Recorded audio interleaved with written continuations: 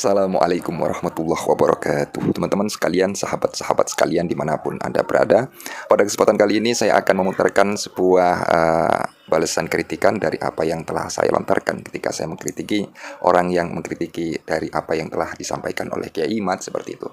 Jadi orang ini kembali lagi atau Ustadz ini kembali lagi muncul menampilkan video Gus Rumel yang membantah tesis Kiai Imaduddin Usman Al-Bantani. Dan di dalam argumennya ada sebuah ungkapan yang cukup menjelikan seperti itu ya. Artinya dari sisi historis Kiai Imad ini katanya telah terbantahkan. Sekarang ke biologis seperti itu. Pendukung Kiai Imad ini malah sekarang ngajak untuk tes DNA seperti itu ya. Dan kata beliau ya, si pemilik channel Introvert ini ya, Gus Rumel mengiyakan soal pengajuan biologis seperti itu. Namun untuk teman-teman sekalian pada kesempatan kali ini ya alhamdulillah saya akan menanggapi dari apa yang telah saya pahami mengenai apa yang selama ini menjadi perbincangan seperti itu ya. Ya biar tidak panjang lebar kita langsung intro terlebih dahulu, setelah itu kita simak narasi jelasnya seperti apa dari pemilik channel Introvert ini, dan setelah itu saya akan tanggapi seperti itu ya. Ya kita intro terlebih dahulu.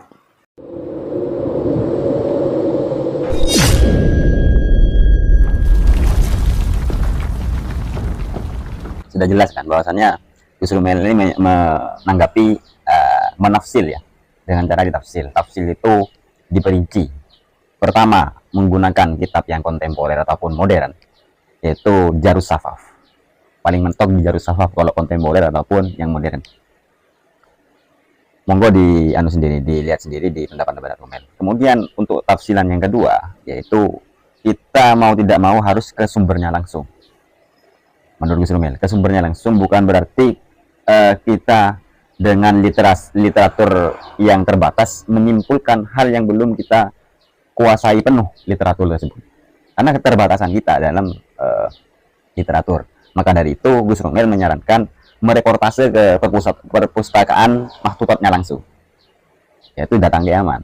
Nah, bagaimana Gus Rumel menyatakan demikian, dan Gus Rumel sudah mereportasekan bahwasannya Ubaidillah bin Isa ini banyak disebutkan di kitab-kitab kuno, di maktutatnya langsung di perpustakaan di sana. Mungkin saja tanggapan dari saya. Mungkin teman-teman lebih jeli lagi dalam melihat sebuah pendapat. Jadi saya tidak banyak bicara dalam hal ini. Dikira tidak berdalil, tidak berdasar, dikira saya ngomong-ngomong saja. Namun saya juga meneliti pendapat-pendapat yang valid, yang bagaimana, yang masuk logika bagaimana. Terus menuntut kalau sudah tidak menemukan alasan ataupun pendapat argumen yang kuat dalam masalah historis dari permasalahan nasab ini, dituntut ke DNA. Oke, Gus Rumel ini juga membahas setuju dengan tes DNA, karena tes DNA ini secara biologisnya, karena emang nasab ini permasalahannya kalau tidak historis ya biologis. Ya, demikian. Kalau tidak historis biologis, karena dalam historis sudah dipatahkan oleh Gus Rumel, maka komplotan Gus Imad ini menuntut tes DNA. Ya monggo, karena Gus Rumel monggo ditantang balik oleh Gus Rumel. Ya demikian ya. Mungkin teman-teman harus memahami lebih dalam dan lebih jeli lagi ya. Jadi seperti itu ya, cukup menarik sekali dari apa yang telah disampaikan oleh beliau, dan tentu dari penyampaian tersebut saya rasa juga sangat penting untuk kita cerna. Dan kemudian sebenarnya sebelum channel Introvert ini menampilkan dari video Gus Rumel, sebenarnya kami atau saya dengan Introvert ini berbicara tentang apabila tidak disebutkan belum tentu itu tidak ada, kurang lebih seperti itu. Namun setelah itu ketika saya bantah narasi tersebut dengan sebuah argumentasi di video saya sebelumnya, lalu si Mas ini, si Ustadz ini menampilkan dari apa yang telah disampaikan oleh beliau Gus Rumel ya, sebagai pembicara soal polemik nasab yang tercium ya, membela Mbak Alwi seperti itulah. Ya itu sebenarnya sangat jelas sekali. Namun coba kita seperti ini ya. Kita baru saja mendengar dari ungkapan Gus Rumel, katanya di dalam kitab Jauharus Safaf. Sebenarnya kan sebelumnya saya dengan Mas Introvert itu membicarakan tentang pentingnya kitab sezaman atau kitab primer ya. Jadi kemudian menampilkan video tersebut dengan sebuah narasi ada kitab yang namanya Jauharus Safaf. Sebenarnya kitab itu sudah pernah kita dengarkan. Artinya video tersebut sudah tersebar mulai sejak kemarin seperti itu.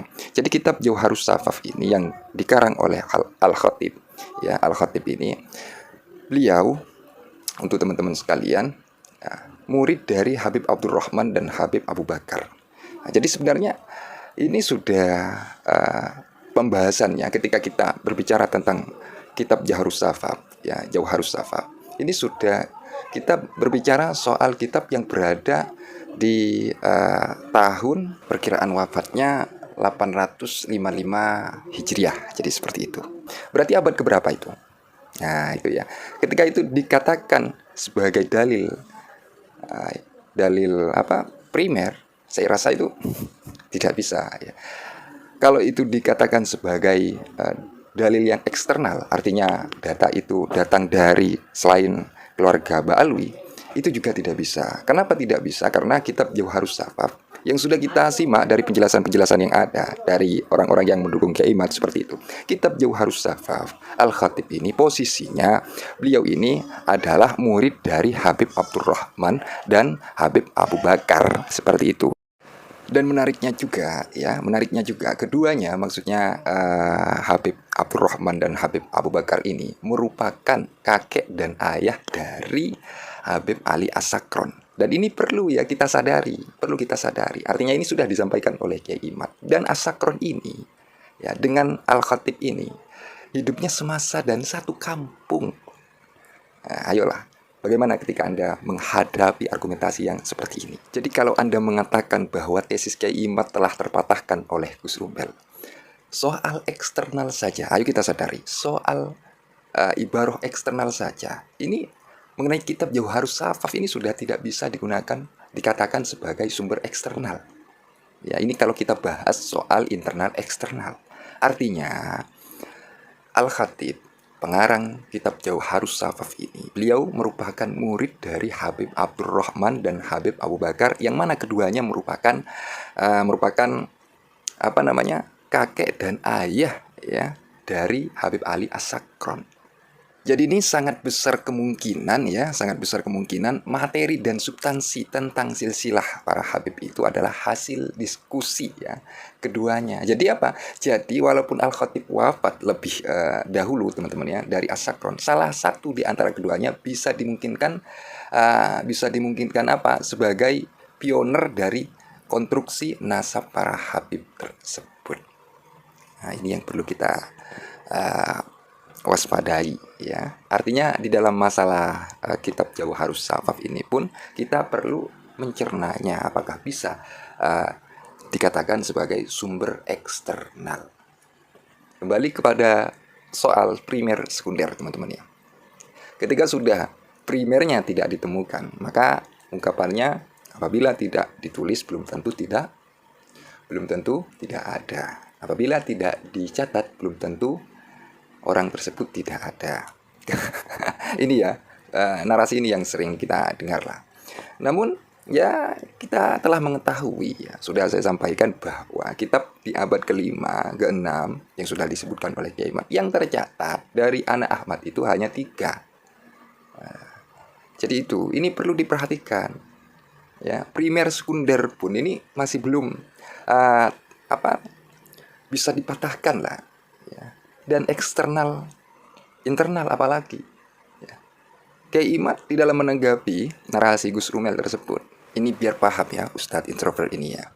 Kiai Mat di dalam menanggapi narasi dari Gus Rumel, beliau menampilkan dalil yang telah beliau kaji, artinya kajian yang telah beliau pahami seperti itu, ya. Menampilkan, bukan mengatakan nanti seperti itu, ya. Menampilkan, Ustadz, ya.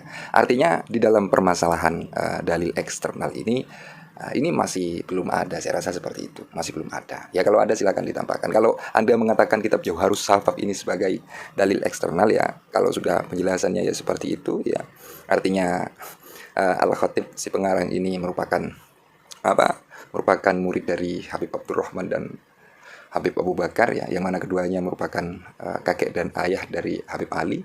Ya, saya rasa itu perlulah untuk kita pikir-pikir terlebih dahulu untuk dijadikan sebuah sumber eksternal. Jadi itu. Jadi mengenai historis ini pun tidak bisa dipatahkan. Ya, tidak bisa dipatahkan. Dan juga mengenai biologis pun. Kemarin pernah, maksudnya saya sudah nonton belum ya? Ustadz introvert ini sudah nonton belum dari ungkapan Dr. Sugeng itu ketika diskusi dengan Gus Rumel di channel Pada Suka ya, Pada Suka TV. Nah, itu silakan ditonton Ustadz ya, biar juga tahu kabar lah informasi soal bagaimana argumentasi Gus Rumel soal DNA ini dengan Dr. Sugeng. Jadi ini perlulah untuk kita pahami bersama-sama ya. Itu saja mungkin ya, apabila ada kekeliruan dari apa yang telah saya pahami, dari apa yang telah saya sampaikan Al-Fakirat Official, mohon maaf sebesar-besarnya. Akhirul qaul ihdinas siratal mustaqim. Assalamualaikum warahmatullahi wabarakatuh. Terima kasih.